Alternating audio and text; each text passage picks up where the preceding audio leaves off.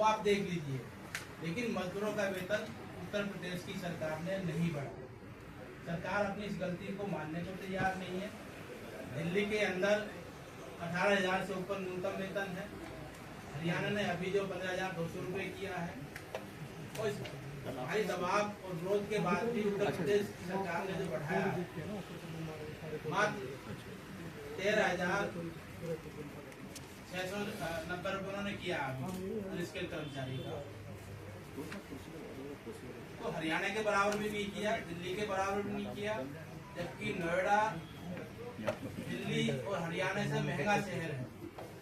यहाँ और ज्यादा जो है वेतन होना चाहिए था, लेकिन उत्तर प्रदेश की सरकार ने ना तो दिल्ली के बराबर किया, ना हरियाणा के बराबर किया।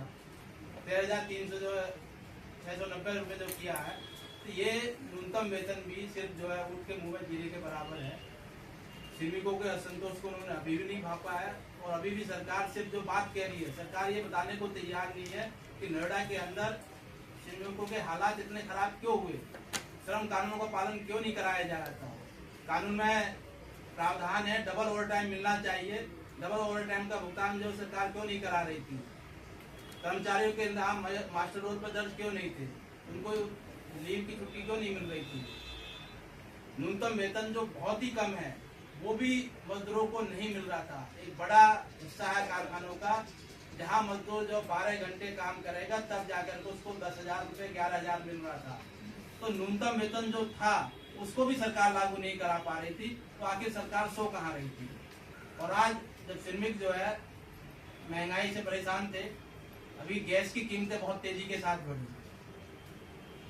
80 रुपये किलो मिलने वाली गैस 400 रुपये से ले 500 रुपये पहुंच गई। अगर बड़ा सिलेंडर आप ब्लैक में ले रहे हैं तो 4,000 से लेकर के 5,000 के बीच में उसका रेट हो। तो 10,000, 12,000 या 13,000 जो अभी भी किया है, इस वेतन में एक मजदूर अपने परिवार के साथ कैसे रह पाएगा। पूरे एनसीआर में 4,000 से नीचे कोई कमरे का किराया नहीं है। बच्चों की फीस कहाँ से देगा, खाने पीने का व्यवस्था कहाँ से करेगा, स्वास्थ्य की व्यवस्था कैसे करेगा, अभी भी एक गंभीर सवाल है। लेकिन सरकार उन मुद्दों पर, उन विषयों पर बात नहीं कर रही है। आंदोलन को डाइवर्ट करने की कोशिश की जा रही है, जैसे किसान आंदोलन को डाइवर्ट करने की कोशिश की गई, उसमें भी जो है कभी खालिस्तानी और कभी पाकिस्तानी और दुनिया भर की बातें की गई। उसी तरह इस आंदोलन को भी दबाने के लिए और जनता का ध्यान हटाने के लिए सरकार तमाम तरह के हथकंडे अपना रही है। पुलिस की जो भूमिका है वो सबको देखिए, मीडिया के सामने है, सोशल मीडिया पर खूब चला है। लेकिन पुलिस की जो भूमिका है, पुलिस की भूमिका तो सरकार की पॉलिसियों के आधार पर तय होती है, सरकार की मंशा के आधार पर तय होती है। जब सरकार की मंशा ही श्रमिकों के विरोध में हो और सरकार श्रमिकों के हक अधिकारों को जो खत्म करना चाहती हो, उनकी आवाज को दबाना चाहती हो, तो पुलिस तो डंडा चलाएगी। वही नोएडा के अंदर हुआ। तो अभी भी हालात जो है बहुत गंभीर है। शासन के इशारे पर एडमिनिस्ट्रेशन, प्रशासन मजदूरों को बिल्कुल इकट्ठा नहीं होने दे रहा है। बोलने के जो अधिकार है उनको जो है बिल्कुल खत्म कर दिया, लिखने के जो अधिकार है उनको खत्म कर दिया। एक एक कार्यकर्ता के यहाँ, एक एक कर्मचारी के यहाँ जिसने जरा सा भी लिख दिया, उसके घर पुलिस पहुँच जाती है। 9 तारीख की रात को 2 बजे मुझे अरेस्ट किया घर पर ही, और उसके बाद 21 तारीख की शाम को जो हमने रिलीव किया, बहुत ज़्यादा जो विरोध हुआ और दबाव पड़ा, तब जाकर के जो हुआ। अभी भी करने के उसमें नहीं थे। मेरा फोन भी ले लिया कि ये मैसेज नहीं कर पाए, मीडिया को जो प्रेस नोट वगैरह नहीं देते। हालांकि मुझे कोई जो है घर पे ही रखा, घर से बाहर नहीं जाने दिया, लेकिन जो है भी लिखने पढ़ने और तमाम चीज़ों से रोक दिया। तो ये स्थिति है। और हमारे बहुत सारे जो है उनके कार्यकर्ताओं को, सीटों को, हमारी जितनी पूरी लीडरशिप थी, किसी को हाउस अरेस्ट किया, किसी को थाने में ले जाके बैठा दिया। हमारे साथी है नरेंद्र पांडे, बिसरत थाने की पुलिस ने उनको जो अरेस्ट किया,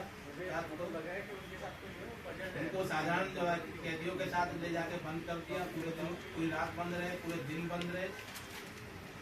जब एमपी यहाँ से गए हैं, सीपीआईएम की तरफ से जो डेलीगेशन गया और धरने पे वहाँ बैठ गए, तब शाम को जो उनको जो है देर शाम को रात को छोड़ा।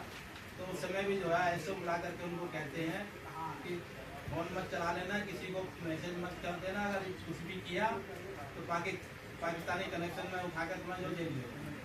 तो ये हालात है कि बिल्कुल बोलने नहीं देना चाहते, विरोध को सुनने नहीं देना चाहते, सिर्फ दमन के आधार पे मजदूरों की आवाज को दबाने की कोशिश करते हैं।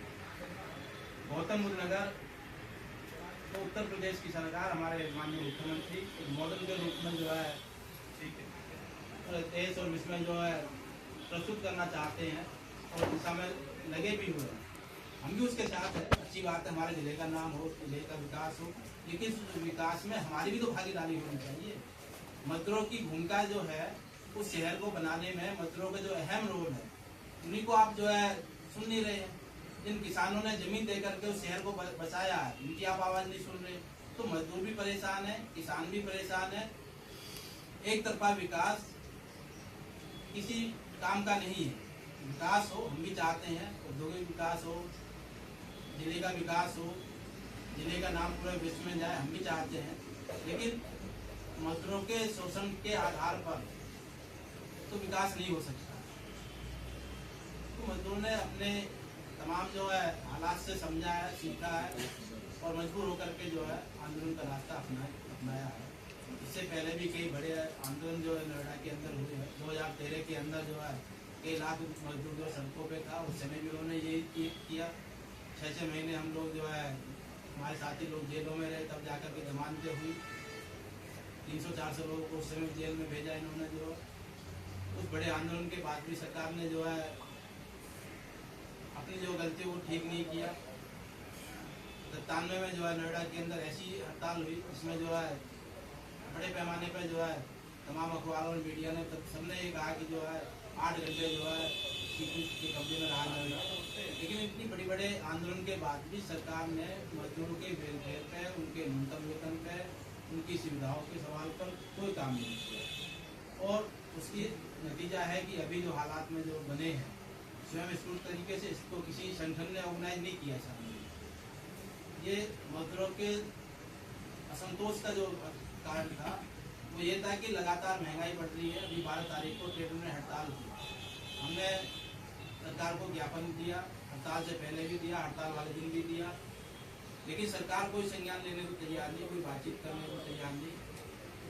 और इधर जो है गैस की जो कीमतें बढ़ी, उसने मजदूर की बिल्कुल कमर तोड़ी। हरियाणा के अंदर वेज डिवीजन होता है, गुड़गांव